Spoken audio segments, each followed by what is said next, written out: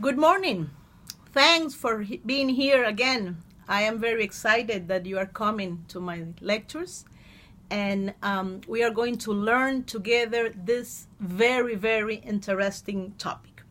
So I wonder if anybody would like to perform a question on the last session that we have on the different types of research on psychology.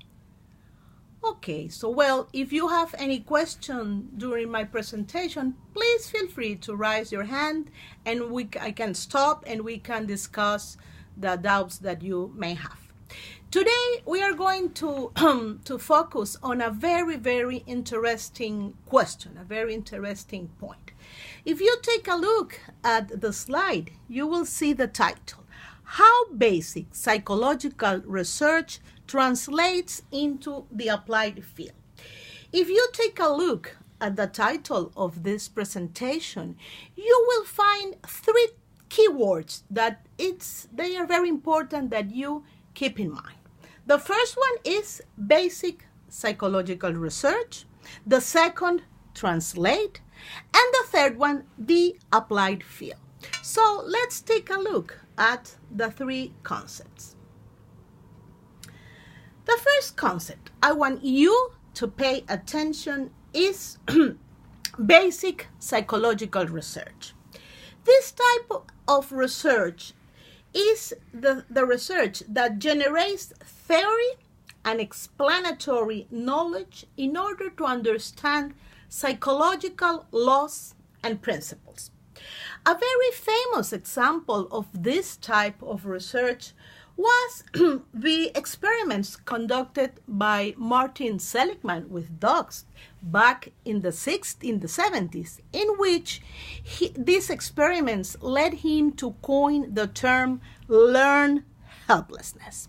I will later explain you how it was that he discovered this very important principle used nowadays in psychology. The second concept I want you to pay attention is the applied field. What is the applied field? Well, the applied field is concerns with the research and practices that try to solve real problems of real life based on the psychological laws and principles discovered by the applied research.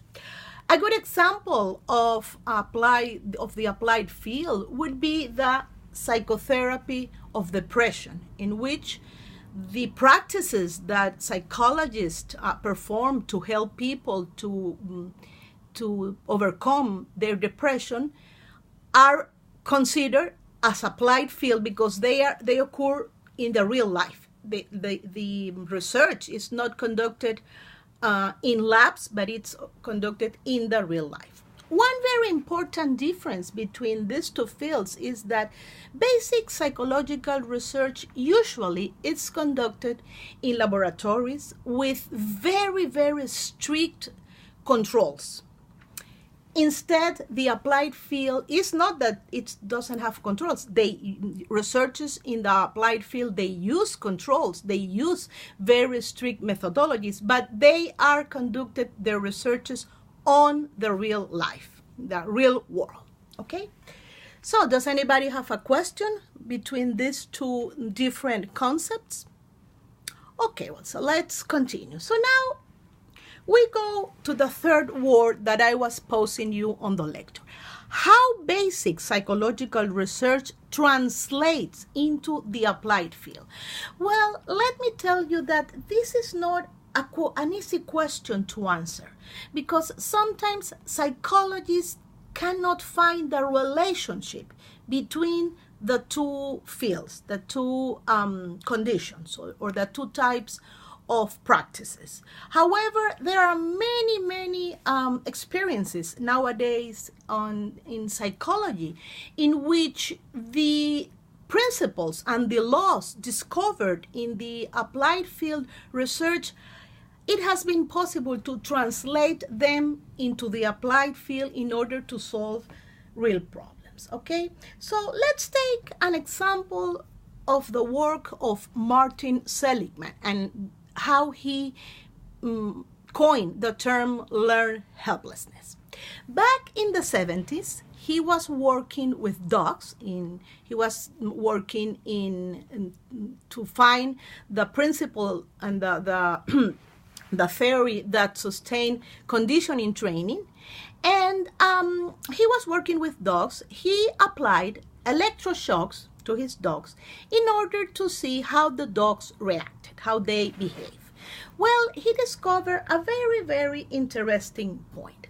After applying aversive stimulus to these animals, the dogs became helpless, passive. They did not want to escape these stressful conditions that he were applying to them. And he called this condition that the dogs have learned helplessness. Then he moved and he extended his research experiments with humans. Now, in this time, using sounds and puzzles impossible to solve, rather than the shocks that he used with his dogs. Well, what did he find?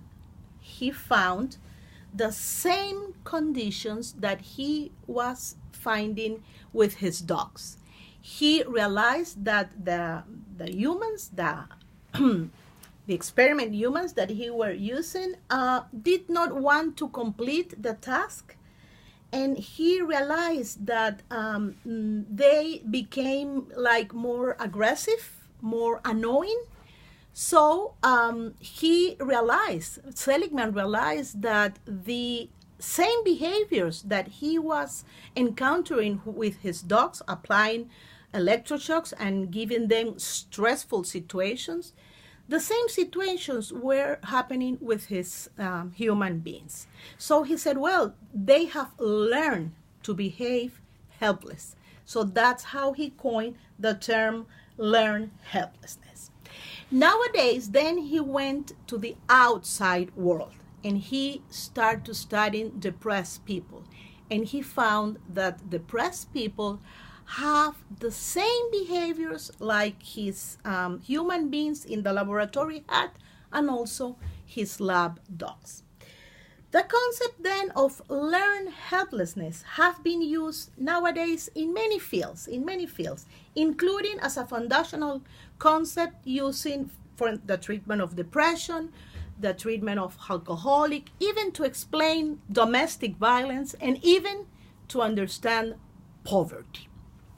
So, to finish this part of this class, for the next class, I'm going to ask you for a homework, okay?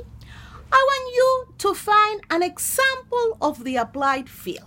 You can look wherever you want. You can go through internet, you can read in the book that we are using, wherever you want, but I want you to write in, let's say that 500, 600 words, an example of the applied field using psychological principles.